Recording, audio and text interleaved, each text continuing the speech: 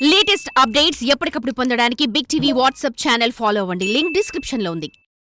చేసుకున్నోళ్లకు చేసుకున్నంత అని అంటారు కదా. ఇప్పుడు బీఆర్ఎస్ కు అదే జరుగుతుంది. ఒకప్పుడు అనర్హత వేటు గురించి సెటైరిక్ గా మాట్లాడిన గులాబీ నేతలు ఇప్పుడు అదే వేటు చుట్టూ రగడ నడిపిస్తున్నారు. విధి ఆడిన వింత నాటకంలో ఇప్పుడు ఇరుక్కుపోయింది ఎవరో జనం అన్ని గమనిస్తూనే ఉన్నారు. ఒకప్పుడు తలుపులు పార్లా తెరిచిన వారు ఇప్పుడు అదే తలుపులు అవతలి పార్టీ వారు తెలిస్తే తట్టుకోలేకపోతున్నారు. కేసీఆర్ గత 10 ఏళ్ల హయాంలో ఇతర పార్టీల ఎమ్మెల్యేలను ఎలా చేర్చుకున్నారు, ఏ లెక్కన మంత్రి పదవులిచ్చారు, ఎల్పీల విలీనం ఎలా జరిగిందో అన్ని లెక్కల్ని బయటకు తీద్దాం.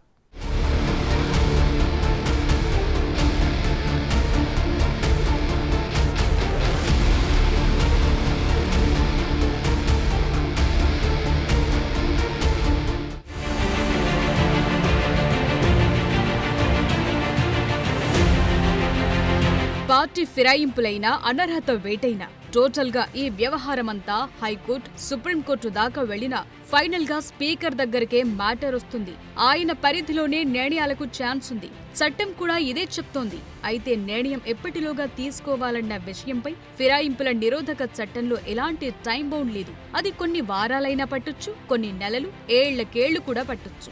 బీఆర్ఎస్ నుంచి 10 మంది ఎమ్మెల్యేలు కాంగ్రెస్ లో చేరారు. అలాగే 6 గులాబీ ఎమ్మెల్సీలు కూడా జాయిన్ అయ్యారు. సో ఈ చేరికలు కంటిన్యూ అవుతుండటంతో అలర్ట్ అయిన గులాబీ నేతలు కోర్టులు, కేసులంటూ మరింత మంది వెళ్లకుండా జాగ్రత్త పడుతున్నారు. కానీ జరిగేది జరగదా? రావాలనుకున్న వారు ఆగిపోతారని అనుకోవటమే పెద్ద భ్రమ అంటున్నారు. సో ఒకటి క్లియర్, ఇప్పుడు గత 10 ఏళ్లలో కేసీఆర్ పార్టీ ఫిరాయింపులను ఎలా ప్రోత్సహించిందో 1 by 1 చూద్దాం.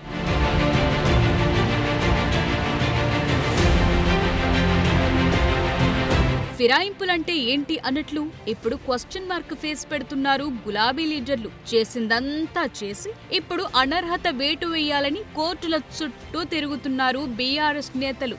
అవసరమైతే సుప్రీం దాకా వెళ్తామంటున్నారు. టెక్నికల్ గా ప్రాబ్లం రాకుండా, ఫిరాయింపుల నిరోధక చట్టానికి దొరకకుండా శాసనసభ పక్షాలను కూడా విలీనం చేసుకున్నారు.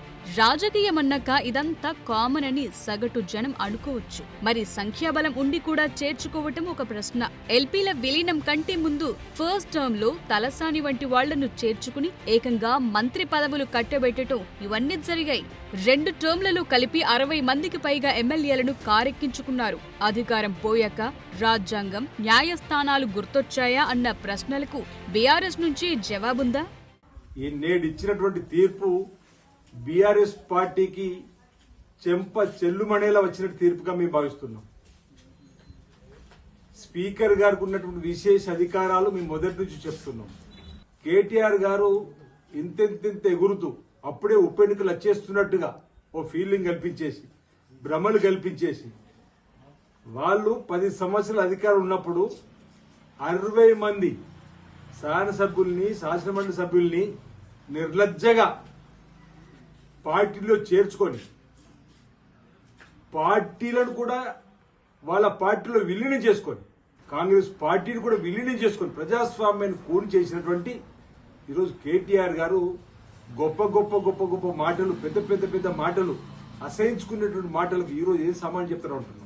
10 ఏళ్ల పాటు రాజ్యాంగాన్ని అపహాస్యం చేసి ఇప్పుడు సన్నాయి నొక్కులు నొక్కుతున్నారా అని కాంగ్రెస్ నేతలు ఫైర్ అవుతున్నారు. ఒకప్పుడు తెలంగాణ పునర్నిర్మాణం కోసం ఫిరాయింపులు చేసుకోవచ్చని చెప్పుకుని తిరిగి ఇప్పుడు అంతా కారు దిగుతుంటే కంగారెందుకన్న ప్రశ్నలొస్తున్నాయి.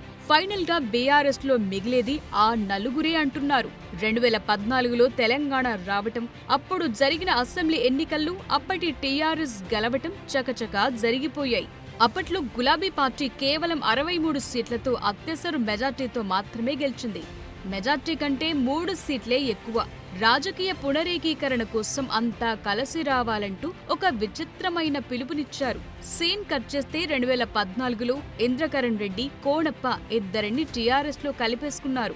2014 ఎన్నికల్లో టీడీపీ నుంచి గెలిచిన 15 మంది ఎమ్మెల్యేలు మాధవరం కృష్ణారావు, చల్లా ధర్మారెడ్డి, ఆ తరువాత ఎర్రబెల్లి దయాకర్ రావు, తలసాని శ్రీనివాస్ యాదవ్, మాగంటి గోపీనాథ్, అరికెపూడి గాంధీ, కృష్ణారెడ్డి, వివేకానంద్, రాజేందర్ రెడ్డి ఇలా మొత్తం 12 మంది టీడీపీ ఎమ్మెల్యేలను దశల వారీగా ఆకర్షించి టీడీఎల్పీని టీఆర్ఎస్పీలో విలీనం చేయించుకున్నారు. అందులో తలసానికి మంత్రి పదవి కూడా కట్టబెట్టారు.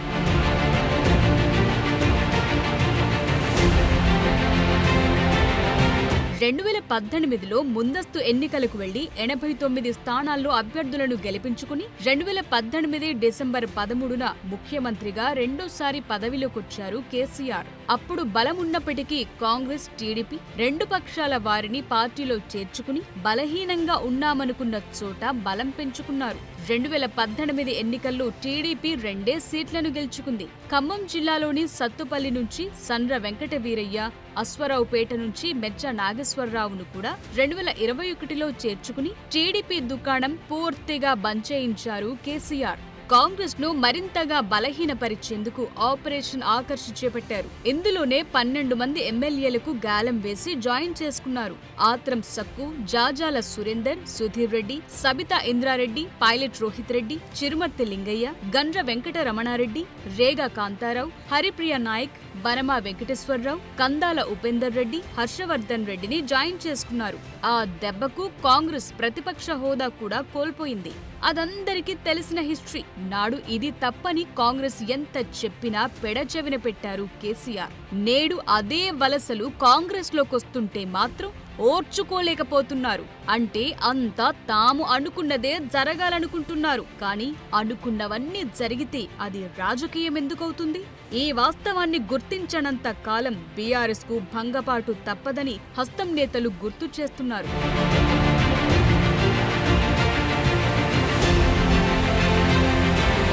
అప్పుడు బీఆర్ఎస్ కు రాజ్యాంగం, ఫిరాయింపుల నిరోధక చట్టం, కోర్టులు ఇవేవి గుర్తుకు రాలేదు.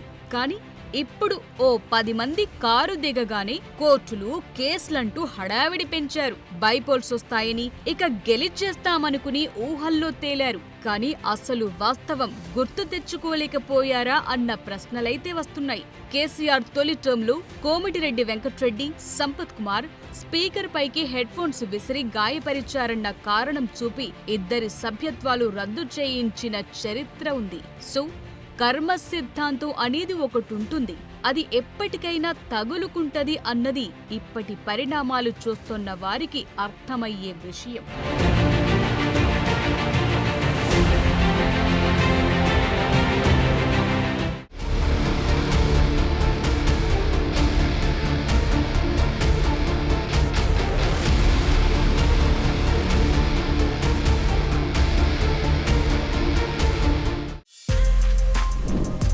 For more videos like this, subscribe Big TV channel.